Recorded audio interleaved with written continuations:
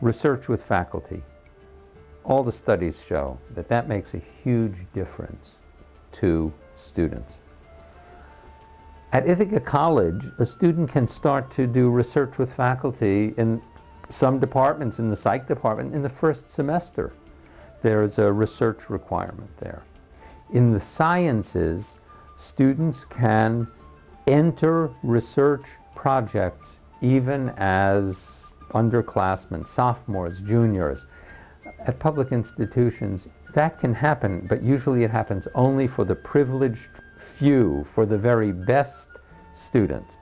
To me, education is not a one-size-fits-all. Students have to know themselves. They have to know under what circumstances they flourish and under what circumstances they can grow. We have opportunities sometimes for the very best interested students, but also, and I think this is one of the differences between publics and privates, also for the student who may not be the very best, but who is interested in doing something. Because I do think that in some ways the very best will get good treatment any place. So it depends on a student's degree of independence, depends on under what circumstances they flourish. And for some students, the attention that faculty and staff give students is the difference between being successful and being just plain mediocre. Private institutions tend to be a little more nimble as well. They tend to be a little bit smaller. They may not have the kind of bureaucracy that happens in a bigger state institution, which means that you can innovate with your curriculum more quickly. And that's important in a number of areas. I think a smaller place can more clearly see trends coming and come up with a newer curriculum and get that through an approval process much faster. It's like a small business rather than having a big bureaucracy to go through. Quality of teaching is in some ways related to how much one has to teach. How many students does one have to teach? So if I'm going to walk into, in a couple of minutes, my Great American Speeches class that has 18, would that class be the same if I had 50 or 40? Couldn't be. So if you're teaching 5,000 people, you're certainly not going to be able to require 5,000 people to write 100-page papers and give them individual feedback. So that's one really, kind of simple criterion. Another is that for professors to remain current, they've got to have the time and the money to be able to go out and do research and present that research at a national and international level. And students need to, sort of look into that. And if a campus is well funded, professors can have the money to do that sort of travel so they are up to date. Otherwise you're getting professors who just sort of read the textbook a chapter ahead of what the students do and hope to keep up, but they're not keeping up in real life. It's expensive to do more, both in terms of the actual dollars foregone via scholarships and stuff like that, and of course sometimes in the extra attention that students might require. And I think especially when you have groups, here we are in upstate New York, not exactly a bastion of diversity on its surface, that you need to supply some of the basically non-college kinds of amenities for students, lest they just feel like they're in completely foreign territory. And so those things all create problems for institutions whose geography in some sense works against diversity. Our graduates are going to go out in a world which is quite diverse, and the sooner they figure out how to operate in such a world, a certain amount of sensitivity to cultural traditions and so on and so forth, the better off we'll all be. A lot has to do with how much financial aid the school supplies. So for example, at Ithaca College, the quote discount rate maybe this year is in the high 30s, 38, 39%. That means for every dollar that we take in tuition, we extend to students 38 cents of that dollar back to them. Some are paying more, some are paying less, depending on financial aid. I think, oddly enough, that the worst effect of an expensive school is this kind of, I paid for this and so I deserve. It's this entitlement aspect to that crops up, and perhaps even understandably so. I mean, we spend our lives dealing with purchasing stuff as consumers, and when we don't get what we want, when we pay for things, we go to the seller and we complain.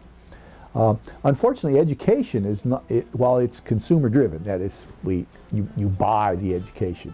And so to just say that I paid $35,000 for this education, therefore I deserve an A or a B or whatever it is you think you deserve, that's really a misconstruction of what's going on here. As one of my colleagues says, education may be one of the few things where people are happy with getting less than they pay for. The extra burdens on the family, if family is within like middle class, they need to try every possible means to provide the tuition for their kids, and their extra negative thing for students, because with their student loans and everything, the students are more likely to go for for-profit jobs, even if they want to do some non-for-profit jobs. The money burden on their shoulder will force them to choose different paths. I think that for students who are not getting scholarships or are not in a position where their parents can pay for their education, if they're coming out with a huge loan, huge debt, that is certainly can be a negative thing for the rest of their lives for a while.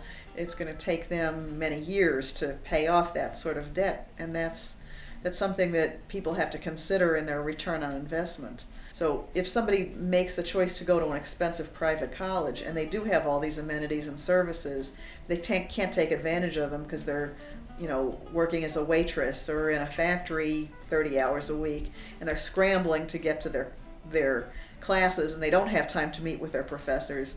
They may not be getting what they hope to pay for.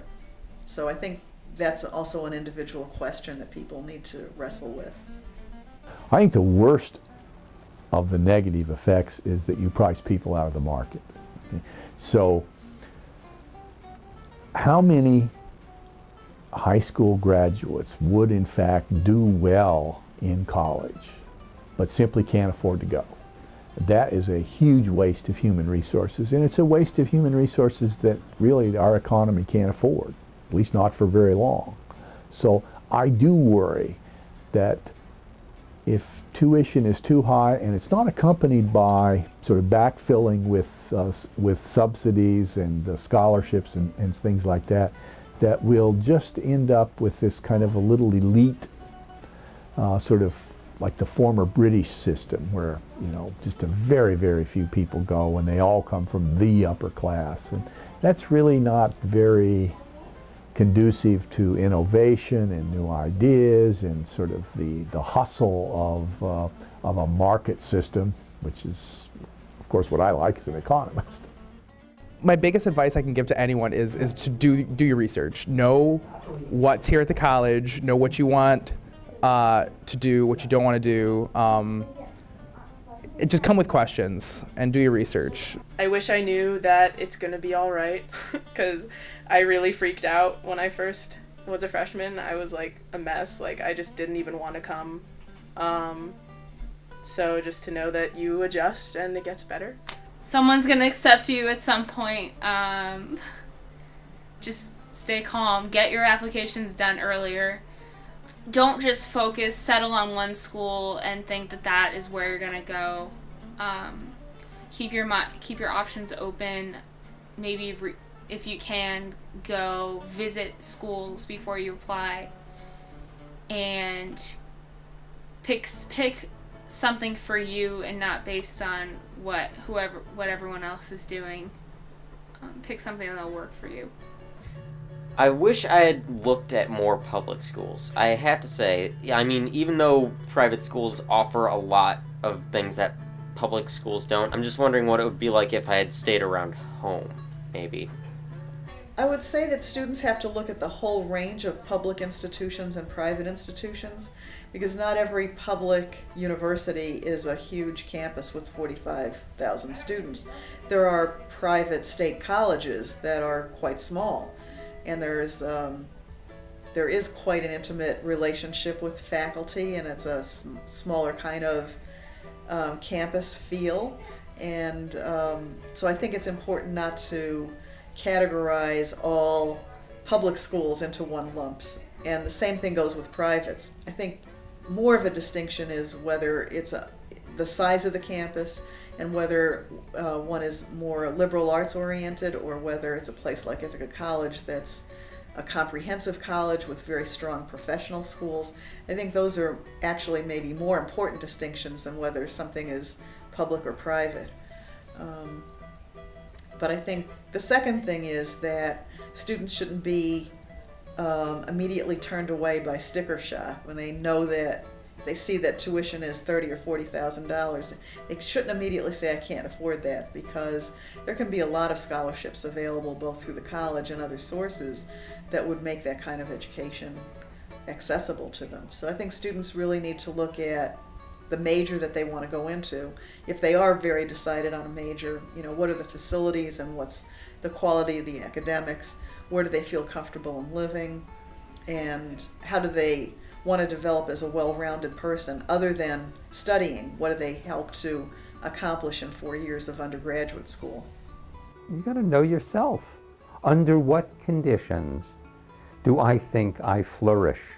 Under what conditions do I think I'm going to be successful? If I'm going to be miserable, living someplace outside of my home, then don't do it. If I'm very independent, then beautiful. There are some students that find themselves here at Ithaca College because it's where their parents want them to come, but the student might really want to be someplace else. And I encourage students to have an honest dialogue with their parents about where they really want to be. For students who are coming here, I would encourage them to look for ways to get involved.